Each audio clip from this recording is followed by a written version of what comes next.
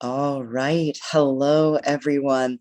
Welcome back. We're having another film reaction video. I know everyone was so excited about the last one with its terrible audio quality and the fantastic watermark left by the video editing service that I use. But despite all of that, we are back. So this month I was doing some scheduling, and it really looks like December is going to be the month of New French Extreme. Happy holidays, I guess. Um, this week's film that I will be reacting to is going to be Coralie Fargit's Revenge. So right from the top, even though I know that people aren't going to be seeing what I am seeing, in case anybody gets curious and wants to go watch the film, this is, in fact, an entry into the rape revenge subgenre, which can be a little difficult for a lot of people to process, and that's fine. It is very loaded. This film is also part of, as I said at the top, part of the new French extreme movement, which is also very hard to digest because it is, in a way, it is very much French popular culture. I'm not even sure if you could call it popular culture, but it is French cinematic culture attempting to digest a lot of what it's been through, both in the past and much more recently. So they are films that are somewhat difficult to absorb for some people, and that is fine. Um, if things like the rape revenge subgenre really bother you, then please be advised that that is what this film is at its basic level going in.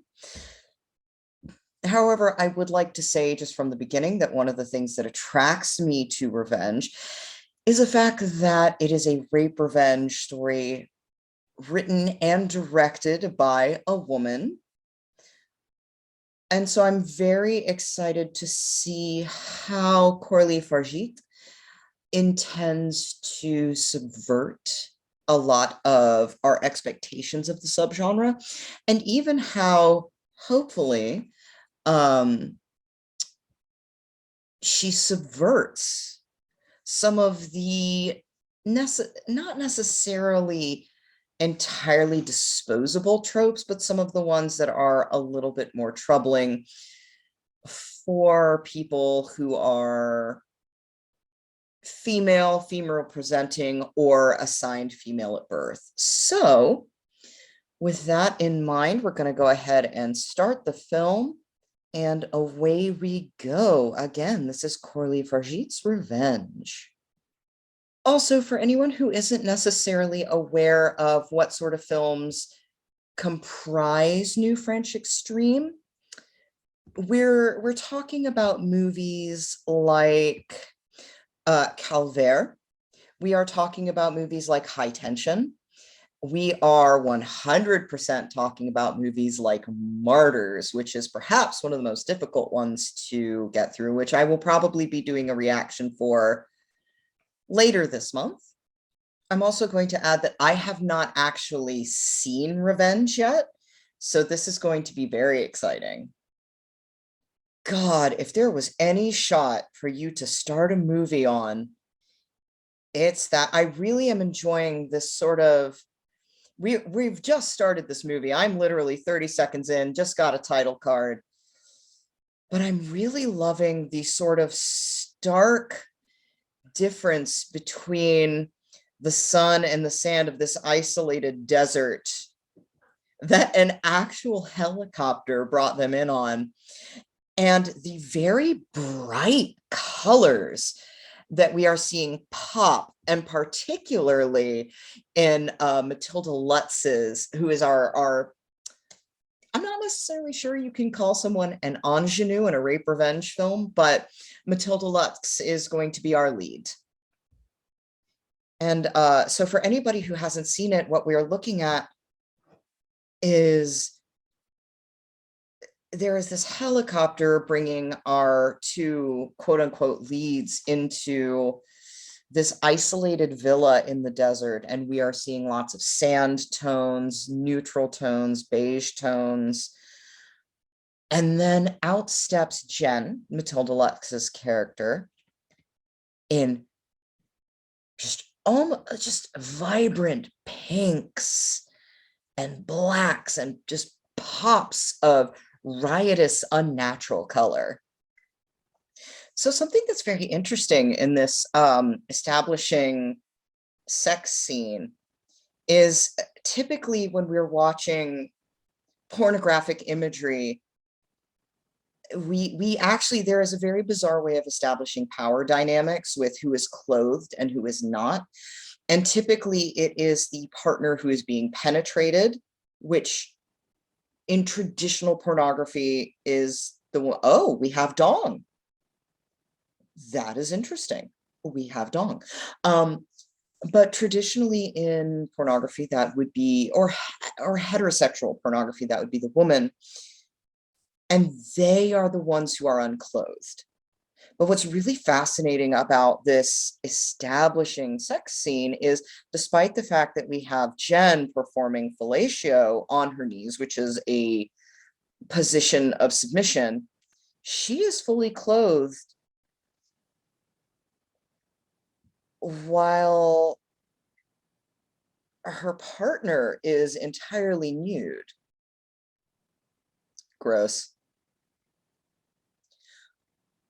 Where is that ass, that little juicy, peachy ass? It's like an alien coming from another planet.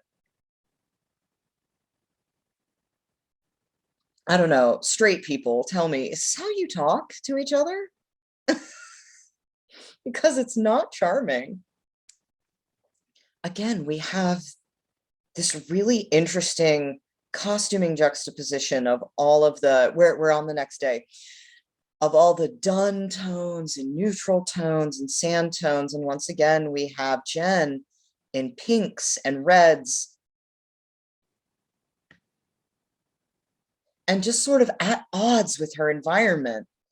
And of course, I love that the one item in the fruit bowl we see Jen pick up is an apple. And part of me wants to know if that is digging deeper into themes of temptation, or if I'm reading too deep and it's just an apple. But I feel like with a film that's already telling us so much with color theory, it might be remiss to assume an apple is just an apple. Oh yes, something every woman loves, being in an isolated environment with her partner, when suddenly she wakes up to two random men that she did not know were going to be there, randomly in her space and observing her. But it's so interesting to watch how Jennifer behaves, because clearly she is in another man's space in an isolated environment. And you can see this deep discomfort on her face. Like, she is not happy with these two random guys being here. But also, she's in the middle of nowhere and she was brought here by helicopter. The hell is she going to say?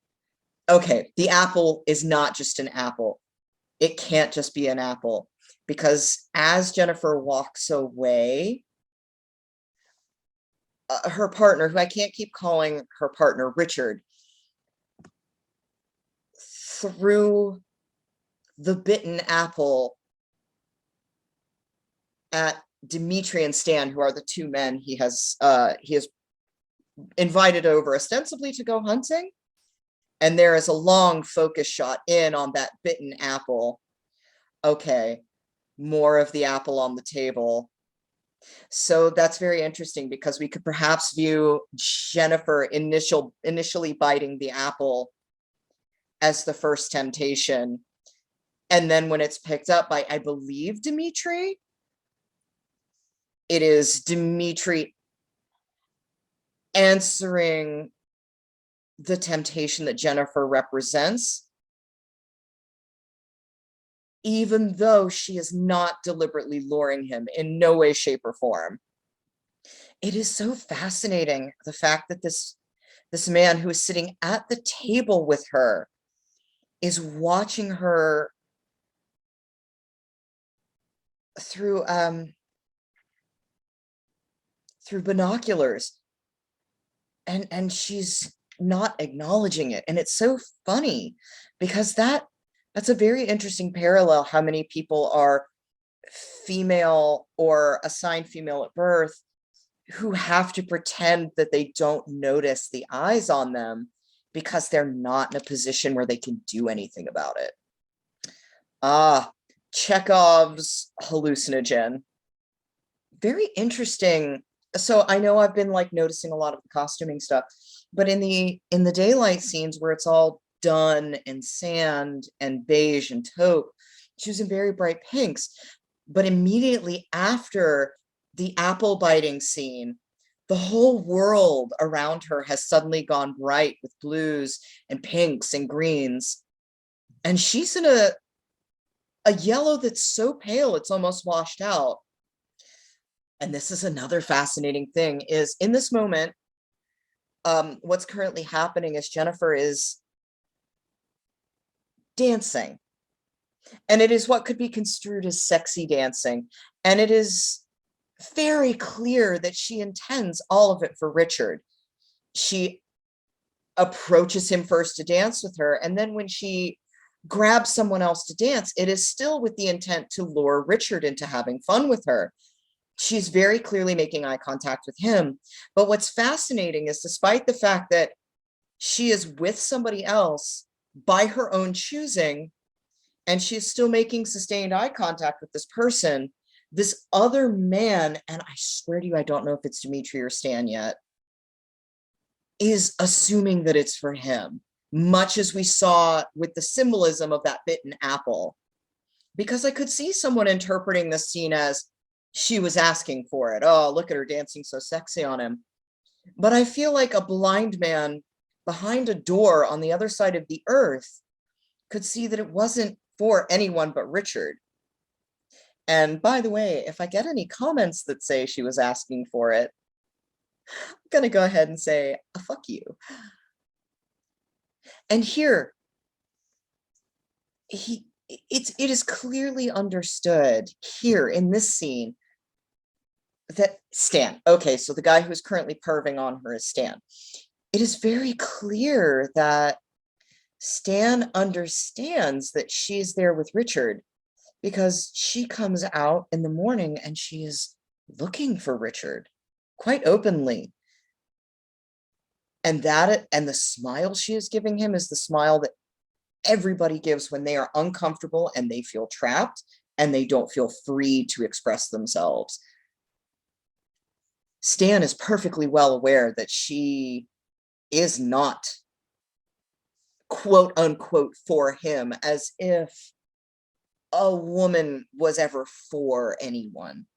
Oh my God. This is so difficult to watch. She doesn't want to be here with him.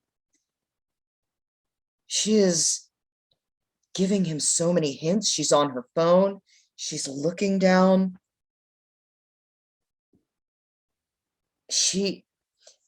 The fact that she is giving this man so many hints and has been, that she is deeply uncomfortable with being alone with him. Oh, the ants that are now crawling on the bitten apple.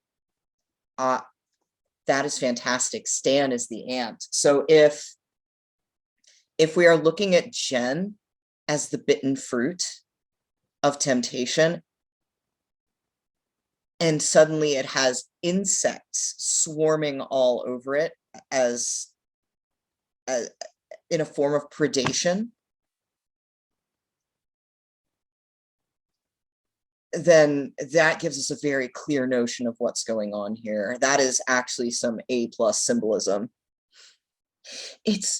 This is so different. It's so brilliant that they have her in such an isolated environment, because what Stan is doing to her right now, so Stan has just walked in on her naked, and rather than leaving, he waited until she put a shirt on, stayed in the room, and then came and sat down next to her on the bed.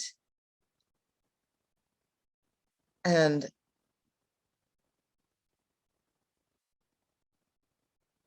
there it is, the negging, the gaslighting.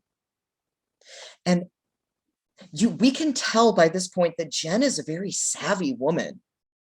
She wants out. But where is she going to go? She can't just leave. She can't just grab a bus or a taxi. She cannot call a friend to come save her. And so she has to be polite because she is alone with two men who are not Richard,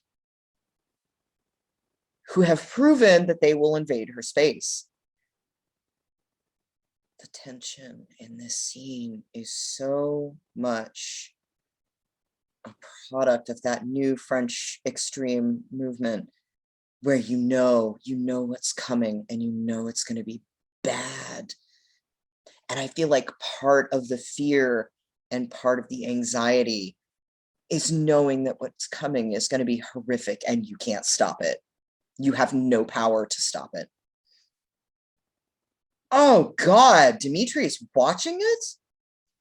Dimitri, come on, Dimitri, say something, buddy. Oh, I like how much work Farjit is putting into making these men look disgusting. Oh, when I say thank God, the thank God is for thank God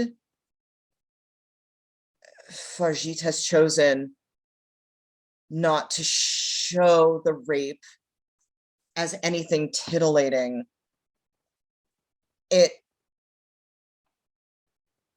We see a flash of Jennifer's ass as she is pinned down by Stan, and we see her horrified face pressed up against the sliding glass door. And we see what's funny is the rape scene tellingly is focusing more on Dimitri in his act of walking away from this thing that is happening that he knows is wrong. And that is brilliant fucking filmmaking. That is fantastic filmmaking because the rape, it almost feels like depicting that the power Stan has over Jennifer would have been so disingenuous